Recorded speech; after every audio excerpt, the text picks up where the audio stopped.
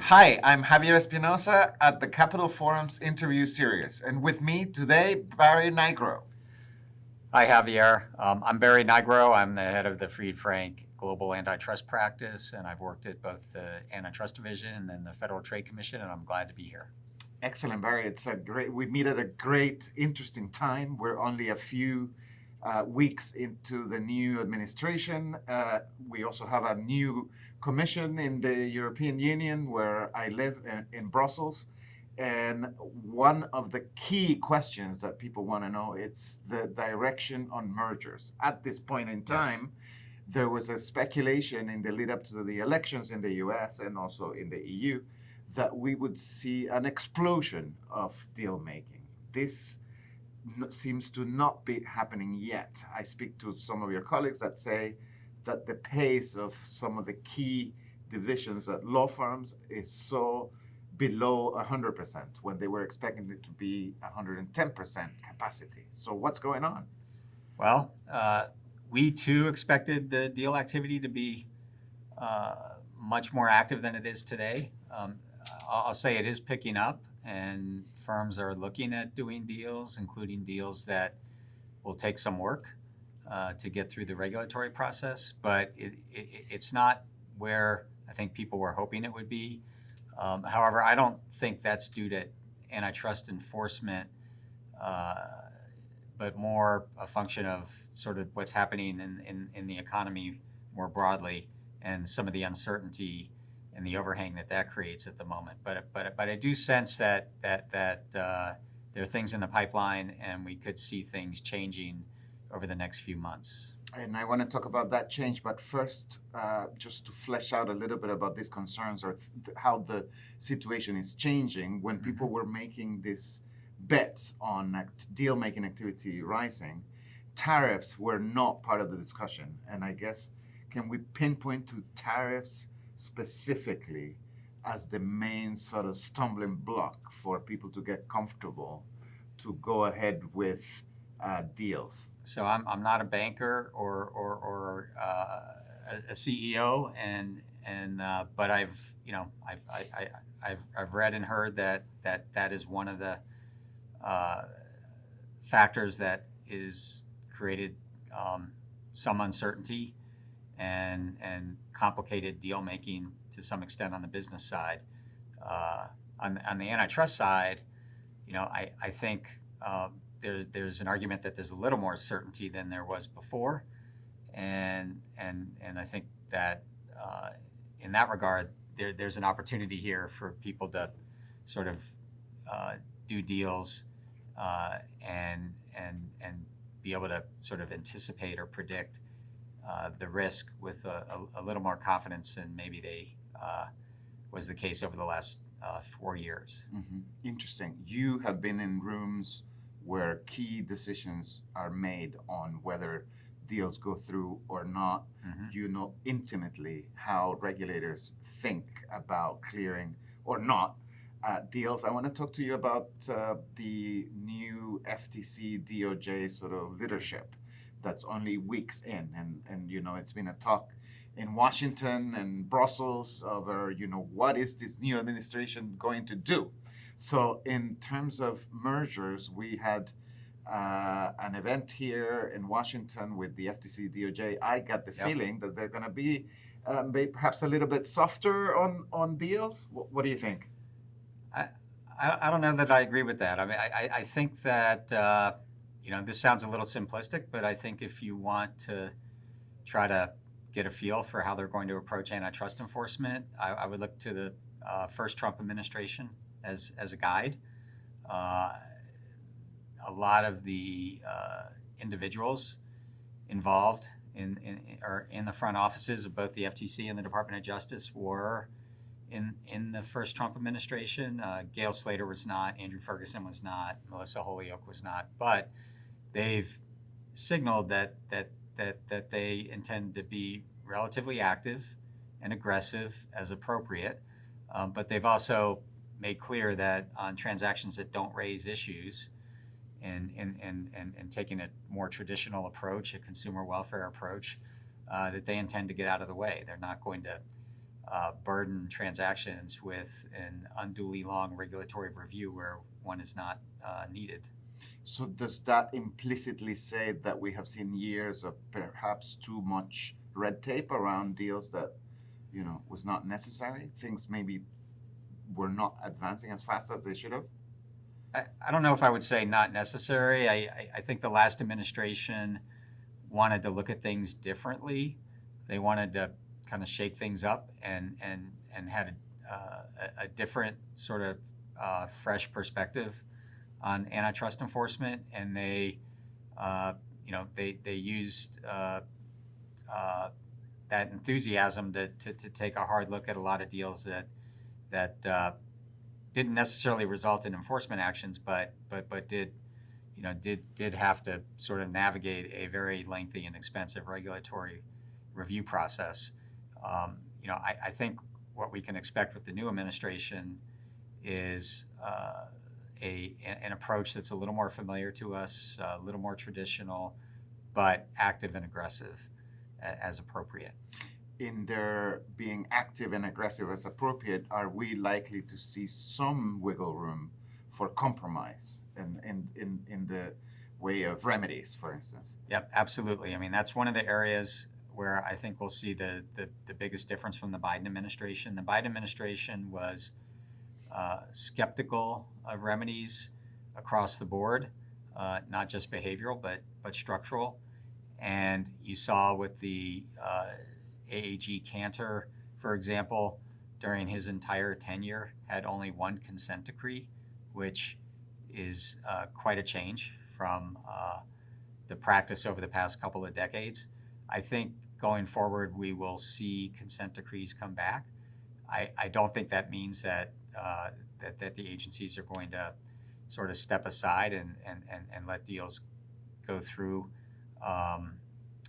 that shouldn't. But I do think they're going to be open to remedy proposals that cure the harm that they're concerned about, protect consumers, and can be effectively enforced. Mm-hmm. So I think that's something that they'll absolutely be open to.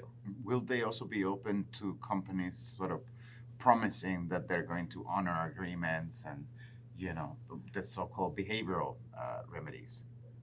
So you may recall that with the first Trump administration, there was skepticism about behavioral remedies, and the Biden administration continued that with that skepticism.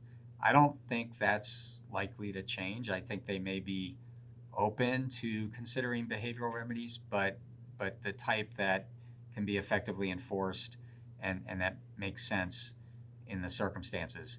I do think there'll still be some skepticism of those, and the devil's always in the details on those sorts of things. But can companies just come in and promise that they're going to, behave and expect the agencies to wave their magic wand? I don't think so. Mm-hmm. Do you think that we are going to see companies trying again for deals that perhaps, fell through or were blocked in the past? I think what we'll see are companies that were hesitant to do deals because of the cost associated with a lengthy investigation, in particular on deals that didn't, raise the types of issues that would likely result in an enforcement action. I think we'll see more of those deals go forward. As a practical matter, when you have a deal that requires financing, for example, the cost of holding that deal together for 10, 11, 12 months or longer to navigate the regulatory process is incredibly burdensome. And even if the outcome or have a high degree of confidence that the outcome is going to be positive at the end, just the cost associated with going through that process sometimes is a deterrent to doing the deal. So I think we will see more deals where parties believe that on the merits, they're not appropriate for challenge, and maybe they need some review and the agencies need some room to understand the facts and evaluate whether there are real problems there. But I think what we've heard from Chair Ferguson and also from AAG Slater is that they're going to make an effort to try to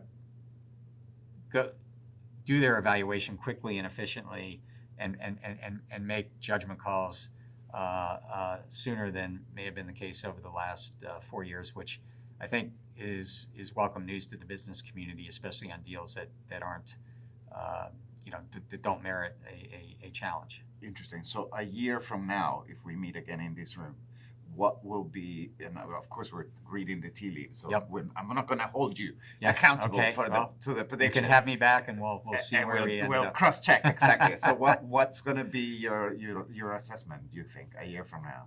I think a year from now we'll continue to see challenges. I mean, we already saw one very early on in the Trump administration with the Hewlett-Packard Juniper case, which surprised some people. And I think we'll still see challenges, but I think we'll also see a return to the use of consent decrees and remedies at a level that probably approximates what was the case during the couple of decades that preceded the Biden administration. Which sectors do you think are going to be benefiting from deal making? So that's more of a business question, but I anticipate that there'll probably be a lot of deals in the energy sector, tech sector, media sector, a lot of the industries where there's either a change in the regulatory landscape, and I don't mean the antitrust regulatory landscape, but the traditional regulatory landscape, or where there's been a lot of technological change such that firms need to reposition themselves in order to be competitive going forward. Interesting. One sector that grabs a lot of the headlines is the tech sector, and in fact, the FTC chair, when asked about priorities for the next mandate, mentioned tech as the first of his points. So it's quite telling. I thought that he picked that up. Yeah, I mean, that's an area that was also a concern for the Trump administration. The Trump administration filed the first antitrust case against Google, which the Biden administration litigated and won. They filed the antitrust case against Meta, which is still pending. And there are also cases now that were filed by the Biden administration against Apple and Amazon. I think that there's going to be a continued focus on tech. It's an area which, because of network effects, there are concerns about the ability of new entrants to come in and compete when an incumbent has a well-established position. So I expect that the administration is going to continue to make that a priority. They've been vocal about that, and so that's one of the areas where I think we'll probably see more continuity with the Biden administration than change. And it's a very interesting sector, and of course, it's not the first sector that gets heavily regulated. We had the telecoms sector in Europe, for example, and I think in the US as well. Do you see differences in the way that tech, in the way that we understand it today, gets regulated? Well, in the US, tech's not regulated, so I think that there are some current concerns that maybe in Europe it's arguably overregulated, and I think some critics have said that may be part of the reason why you see more tech innovation in the U.S. than in Europe. But my expectation is the tech sector is one that is experiencing rapid change and lots of innovation, and some of the competition comes as a result of that innovation, and so I would expect the antitrust agencies are going to want to create an environment where that's encouraged and can flourish, and so they're not necessarily against tech per se. I think they're just wanting to make sure that the tech market is not burdened by the sort of entry barriers and other things that could make it more difficult for some of the newer tech companies to really come in and get traction and expand and provide the types of new services that consumers are seeking. Excellent. So Barry, thank you very much for your time today. Thank you.